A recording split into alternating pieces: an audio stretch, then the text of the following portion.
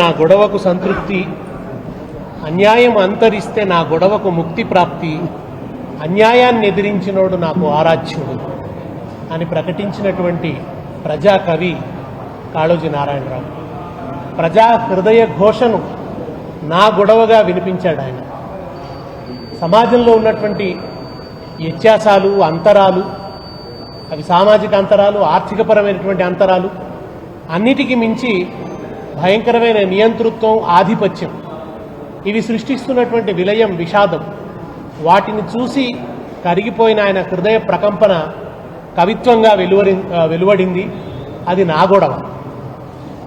నా గొడవ చదివితే తెలంగాణ చరిత్రను చదవటం. అందుకే కాళోజీ అంటే ఒక వ్యక్తి కాదు, ఒక వ్యక్తి చరిత్ర కాదు, తెలంగాణ చరిత్ర అంతా కూడా కాళోజీ చరిత్ర.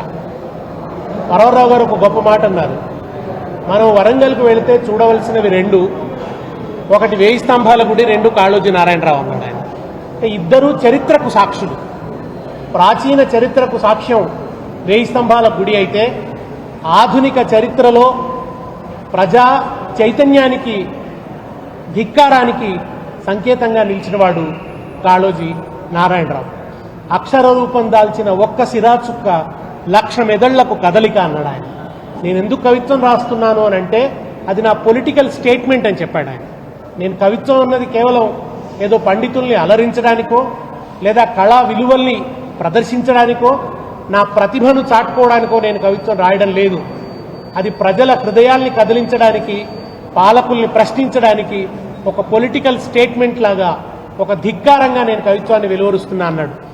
ఎప్పుడు భాగవతంలోంచి ఒక ఉదాహరణ చెప్పేది కాళోజీ. హిరణ్యకశిపుడు లోకానికంతటికీ రాజైనా, అందరూ ఆయనకు దాసులైనా, ఒక చంటి పిల్లవాడు ప్రహ్లాదుడు తన కొడుకే చెప్పిన మాట వినకుంటే ఆయన పీక నొక్కే ప్రయత్నం చేశాడు. కనుక ఎదిరించినవాడి, ప్రశ్నించేవాడి పీక నొక్కే సిద్ధాంతం ఏదైతే ఉందో, ఆ హింసకు, ఆ ఆధిపత్యానికి నేను వ్యతిరేకం. అటువంటప్పుడు ఒకవేళ ఆ హింసకు వ్యతిరేకంగా ప్రతిహింస కనుక సమాజంలో చెలరేగితే, గాంధీవాదినైన నేను ప్రతిహింసను కూడా సమర్థిస్తాను. ఎందుకంటే పిరికితనం కంటే హింస గొప్పదని నమ్ముతానని చెప్పి గాంధీ చెప్పిన దాన్నే కాళోజీ చెప్పేవాడు. కాళోజీ ఏ ఇజానికి కట్టుబడ్డవాడు కాదు ఆయన. నానా ఇజాల అడుగున పడి కనిపించేది నా ఇజమే అని అన్నాడు ఆయన. కనుక ఆయన ఒక కామన్ సెన్స్తో ఒక మానవ జీవన సారాన్ని ఒక తత్వంగా విపులీకరిస్తూ, అదే తన తాత్విక చింతనగా ఒక అద్భుతమైనటువంటి చైతన్యాన్ని, ముఖ్యంగా నిజాం పరిపాలన కాలంలో ఒక సంక్లిష్టమైన భూస్వామ్య సందర్భంలో పౌర హక్కుల కోసం ఎలుగెత్తాడు. ఎమర్జెన్సీ సమయంలో పౌర హక్కుల కోసం ఎలుగెత్తినటువంటి వాడు కాళోజీ. ఆ తర్వాత ప్రతి సందర్భంలోనూ కూడా ప్రజల హక్కుల కోసం ఆయన వివిధ పద్ధతులలో పోరాడాడు. ఇక తెలంగాణ ఉద్యమానికి సంబంధించి అయితే 56లో సమైక్యవాదిగా ఉన్నటువంటి కాళోజీ ఒక 4 ఏళ్లు తిరిగేసరికి ఉమ్మడి రాష్ట్రంలో ఆయన తెలంగాణ ప్రత్యేక రాష్ట్ర అవసరాన్ని గురించి కవిత్వం చెప్పాడు. ఎవరనుకున్నారు ఇట్లవునని, ఎవరనుకున్నారు ఇట్లవునని, అన్నలు ఒప్పందాలకు సున్నా చుట్టేస్తారని, తమ్ముళ్లను నలుగురిలో ఫజీతపాలు చేస్తారని, ఎవరనుకున్నారు ఇట్లవునని అని కవిత్వం రాసిండు ఆయన. కడుపులోన చిచ్చు పెట్టి కళ్ళు తుడువ వస్తారని అన్నాడు. ఒకవైపు కడుపులో చిచ్చు పెడుతూ రెండవ వైపు కన్నీళ్లను తుడుస్తున్నట్టు నటిస్తారని చెప్పి ఈ కాపట్యాన్ని ప్రశ్నించాడు. తెలంగాణ భాష, ఆ భాష సొగసుల్ని వివరించడమే కాదు, బడి పలుకుల భాష కాదు, పలుకుబడుల భాష కావాలి అని చెప్పి ఆయన తెలంగాణ భాష మీద జరుగుతున్నటువంటి అణచివేతను, అవమానాన్ని ప్రశ్నించడమే కాకుండా తెలంగాణ భాషాభిమానాన్ని, స్వాభిమానాన్ని చాటాడు. అందుకనే మనం కాళోజీ జయంతిని తెలంగాణ భాషా దినోత్సవంగా, మాండలిక భాషా దినోత్సవంగా జరుపుకుంటున్నాం.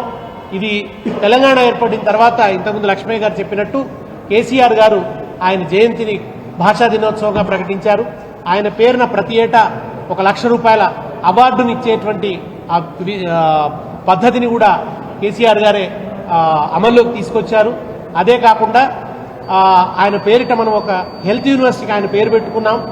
ఇంకా ఇవాళ నగరంలో, వరంగల్ నగరంలో ఒక అద్భుతమైనటువంటి కళాక్షేత్రాన్ని, రవీంద్ర భారతిని తలదనే విధంగా అద్భుతమైన కళాక్షేత్రాన్ని కేసీఆర్ గారు పూనుకొని, అంటే ఒకప్పుడు 300 గజాల స్థలం ఇవ్వమని అడిగితే కూడా అంతకుముందు ఉన్నటువంటి సమైక్యవాద ప్రభుత్వం ఇవ్వలేదు, సమైక్య రాష్ట్ర ప్రభుత్వం ఇవ్వలేదు.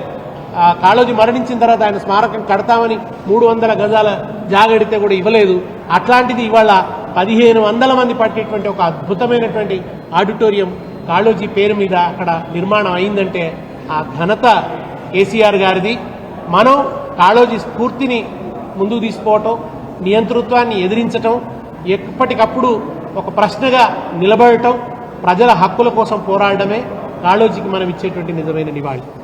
జోహార్ జోహార్ జోహార్.